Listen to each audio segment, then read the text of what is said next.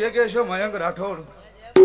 આજે ભાવ કરી તમારું ગાવું હશે ઘડીક તમારી નાભી હાચો ટવકો લઈને બરોબર સરસ્વતીનું ઉતરવું હશે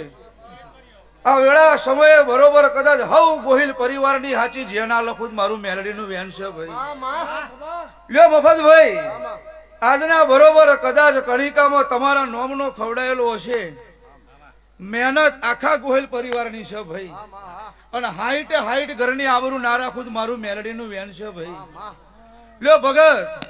વેળાએ મારો મેલડીનો ભગવાન ખૂબ જે કે છે નરસિંહભાઈ